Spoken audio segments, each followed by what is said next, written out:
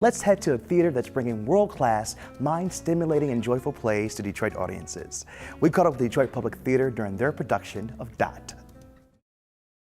Looking through this old trunk of family albums, report cards, newspaper clippings from when Clinton won. Obama won. Family reunion t-shirts. Cassette tape. I think anything in this moment in time that reminds us how much we have in common as opposed to what we don't have in common is really, really important.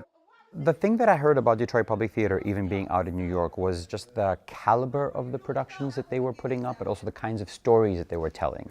Like Detroit 67, which is about the city, obviously, and Dot and Murder Ballad. I mean, these are all plays that have been written very recently that are tackling interesting subjects about sexuality, about family, about race, about the resurgence of cities.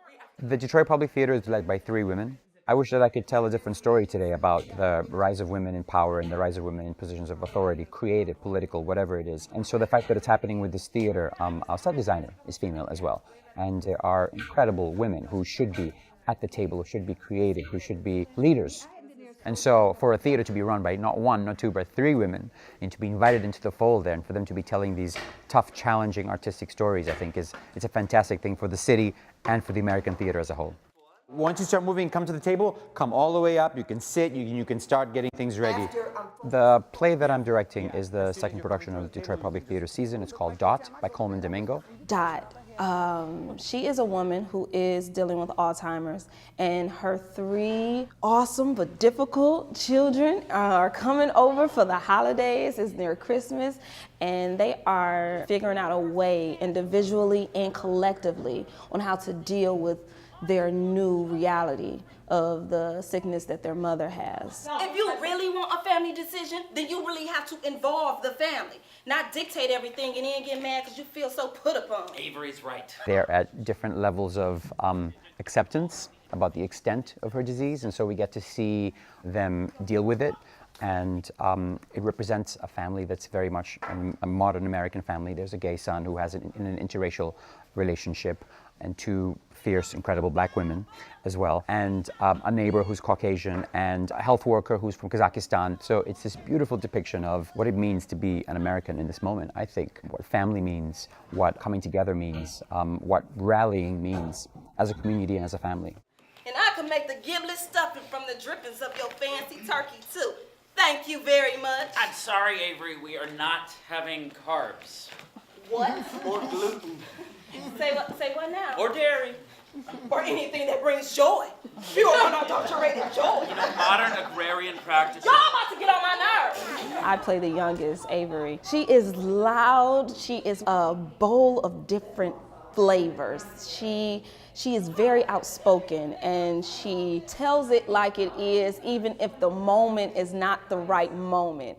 And that's when I was like, she's fun. I like her. When some people are being so serious and it's a very serious moment, she's like, what do we have to do? Latex gloves, tape pebbles. Mama, what kind of freaky dicky stuff you doing? Shut up, Avery. Fidel, explain. Shealy is my overbearing older sister, and Dotty is my older brother. Shealy, she is more of the caregiver at this moment to our mother, and she has all of the responsibility. So you can imagine, like, you know what, I need help, and I'm irritated, and I need y'all to step up and to help.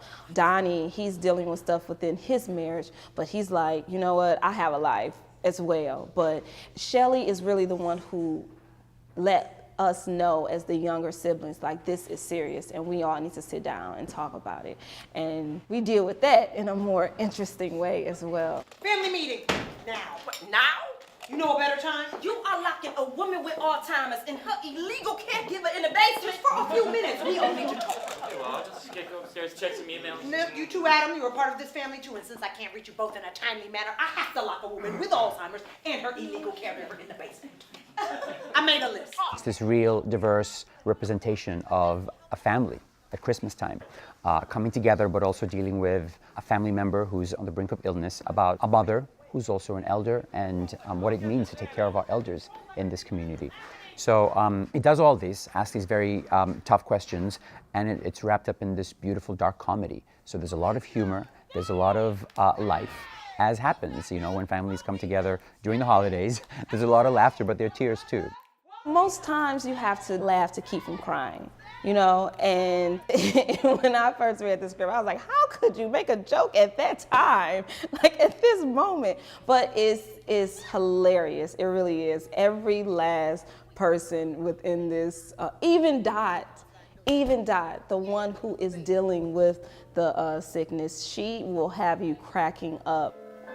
Who is that cleaning lady? I don't know her. Mom, that's Shealy. Shealy? Yes, and that's Donnie. Looking just like your father. So at a moment you probably feel like, oh my goodness, I want to cry, but right there we snatch you and make you just want to cry laughing. The meaning of the story is very therapeutic because my mom, she had an early stage form of dementia. She passed in July. So getting into this, it was like, oh my goodness, how am I gonna feel about doing this? But it's very therapeutic because it's some things that goes on within the play that I myself really did experience. Madeline, the awesome actress who plays Dot, I would whisper to her at times like, oh my goodness, you sound just like my mother.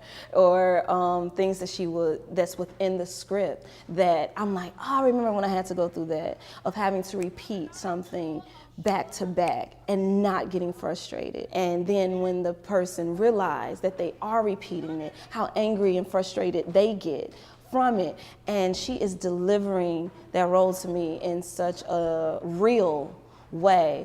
Mom, Yes? do you know who I am? Why are you asking me that? Of course I know you. Yes, you my baby. Yes. I'm your baby, Mom. I was in an Avery in the situation, but it made me realize like love is the most powerful thing on this planet, because no matter what you go through, no matter what your family is going through, one of the toughest things that you're going through, love will push you through, and family is everything. So I'm honored. I really am honored to have been chosen to play this role because it's important to the story. So I'm just thankful. I think it's important to have plays like Dot because they remind us how universal what we're dealing with is. This is an African American family in West Philly, but there are white families and Latino families and Hispanic families that are dealing with similar things. Something like Alzheimer's afflicts us no matter who we are or what we're from or what the color of our skin is. This play is able to break down walls in our society, but just reminding us about the things that we have in common rather than the things that we don't have in common. And I think, you know, we just need to be reminded that there are people among us who can bring so much, can make our country so much richer just by virtue of like their humanity. When the audience leaves the play, I want them to laugh. I want them to feel buoyant. I want them to celebrate the fact that they're alive and to look at their family members. And if there is something going on in their family, to deal with it, to say like, I think I saw a family move through something that was difficult, I can do the same with mine. And do it with joy, do it with celebration, do it with positivity and optimism.